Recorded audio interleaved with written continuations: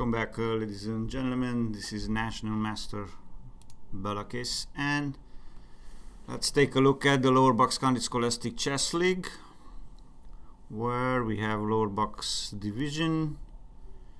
I see Pansbury leading 2 victories, 9.5 points, followed by New Hope Academy Yardley, Holy Ghost Prep, and Philadelphia Academy Charter School, MAST Charter, Cancer Rock. They didn't play any match yet, but they could be they are one of the favorites of this group. Let's see the middle box division. Hadborough Horsham 3-0. Congratulations, guys. New Hope Academy Doylestown, 2 victories, 1 loss. Good job. William Tennant, 1.5. Archbishop Wood, Central Buxley, Spenridge. Okay. Perkiomen Valley, 2 victories, 1 loss. Germantown Academy 1-1. North Penn 1 and 2. Pope John 2. Western Division.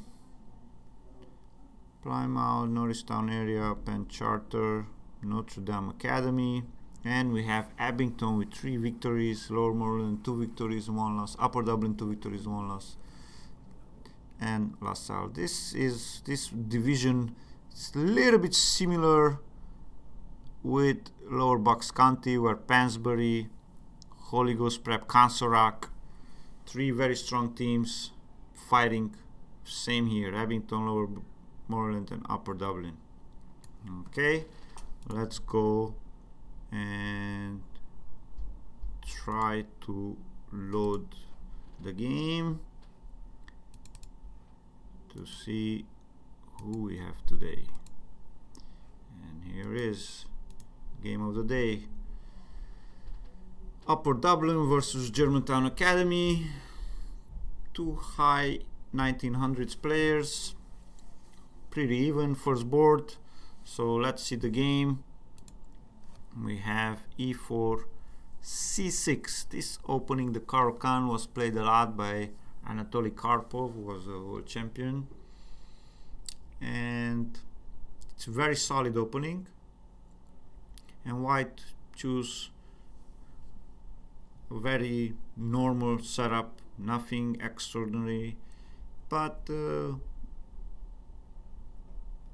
black doesn't have a problem either in this line. After bishop f5, knight g3, bishop g6, h4, h6. Obviously, with white with h4 wants to play h5 and catch the bishop, and h6 making space for the bishop on h7, knight f3, knight d7, and white rushed, in my opinion, with bishop d3. Well, if you played h4, the idea is to play h5 and then fix this pawn structure for the endgame, and later on you could still play g4 and g5 if you really want to long castle and kings on opposite sides and open up the game.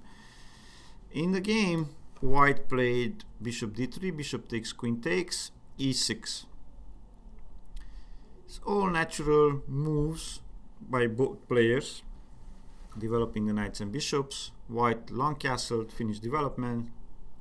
Bishop e7, preparing short castle. And now knight e4.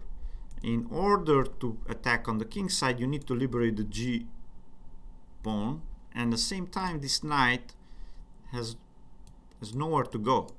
So white wants to trade this knight. Knight takes e4, queen takes e4, knight f6. Yes, you gain a tempo, but the position doesn't change. I don't really like this queen e5. Usually the queen comes back to d3, most of the time to e2. It's a very flexible square. And let's say you castle, then I could play king b1. I like this move because when black plays queen d5 and hits the pawn on a2, the pawn is protected. And if you play queen a5, hit the a2 pawn, the pawn is protected, and I get out from any checks from the black squares. It's a prophylactic thinking. I'm thinking ahead. White played queen e5, and after queen d5, black also can trade queen and wants to take on a2 and start attacking the white king. And now white played knight d2. I don't know how black didn't see or didn't take. What was the reason didn't take here? Probably didn't see it. I don't know. Because if white plays in the same style like in the game, like f3, then black could just play rook d8, g4, and knight d5. Now, what's the idea of this knight d5 and rook d8 setup? Well, I'm preparing bishop f6 and bishop d6. Depends on what I need, what white next move is. If queen takes g7, bishop f6, the queen is trapped. If you go like in the style of the game, g5, then bishop d6, and I win a piece. So black is winning here. He has full coordination of the pieces, and this queen on e5 is just a exposed queen where I can attack it and I can gain tempos. It doesn't bring anything good for white. So black should have taken the pawn. He castled, natural move. f3. Now f3 controls the e4 square, and at the same time he prepares the g4, g5 pawn storm. Finally queen takes a2, and now white played g4. Knight d5, same idea like what we just analyzed before. Knight b1, bishop f6. It would have been interesting to play one of the rooks to d8 and to threat bishop d6.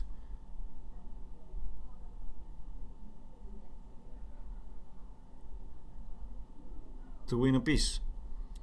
Black played bishop f6, natural move, queen e4, and now he traded. Knight takes f4, queen takes f4.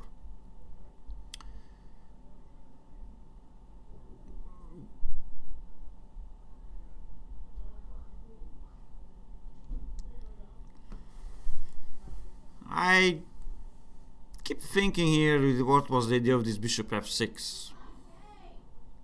I mean, this queen on e5, does it really bother you? I mean, if you would have played rook d8 and now you could play bishop on d6.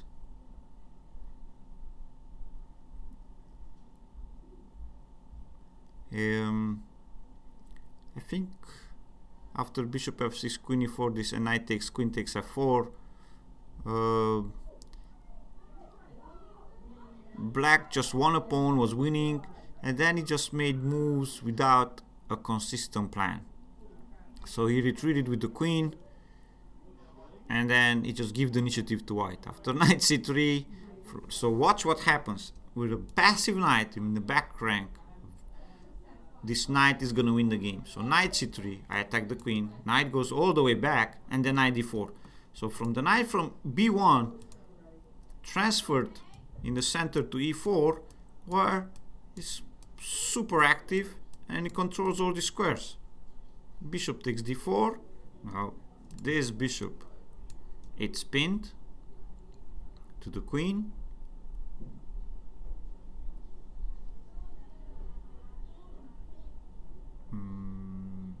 White played g5. It was interesting to play c3 because this bishop, it's pinned to the queen, and if you play e5, I could just move the queen away. But then you play queen e3 check, and if I play queen d2, then you just move the bishop away. So c3 didn't work. So white had this g5 idea to attack the king. He was consistent. I like that white had a plan. Push the pawns, pawn storm, and then open the position, the files towards the enemy king. Queen b6, threatening bishop e3 check. That's why I liked king b1 in the opening. And when I sacrifice the rook, pawn takes, rook takes d4, and now black didn't take. I think it was rook e8 on the score sheet. White captured on h6, queen takes d4, probably was time trouble here. Pawn takes g7, queen takes g7, and white is down in exchange, but he has a huge attack on the king. Has the beautiful square on f6 for the knight. The g file is open, so After knight f6 check, king h8, white played queen e5, threatening queen h5 checkmate. Queen h6 check, f4, and black played rook d8, rook g1, and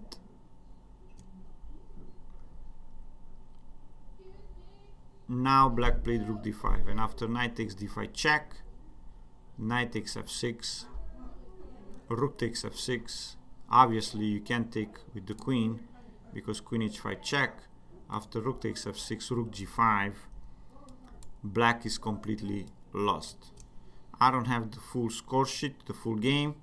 Probably white won here. His position is totally winning. He's one move away from winning. The rook is pinned, he can move it away. This can happen in a lot of your games, guys, that you play the opening, you get up, get out good, and then you win a pawn, you have a winning position, and you don't make a plan. You think the position is gonna be win easily. Well, I just wanted to check. Yeah, the computer gives same idea. Rook d8, bishop h2, and now you could use the d5 square not just for the knight, but also for the rook. And now black has attack on the king, and now knight d5. The idea is obviously to checkmate the king here, and you can't take back because you take the queen, and then you just play rook b2, and now the black queen has help from the black pieces. Before, the black pieces were uncoordinated, the black queen didn't have no help, so probably that's why the black just was, oh, I'm up a piece, I'm up a pawn, I just want to trade, go into the endgame. But it's not about material when kings are on opposite sides. It's about initiative, attack, who attacks, who has the initiative, who is going to get first to the king. It's a race. White didn't care about material, he sacrificed an exchange, and he said, I want to get to the king. My idea is to checkmate the king. White had a clear-cut plan, he stuck to it, and that's why he won. I hope you guys enjoyed the video, and see you guys next week.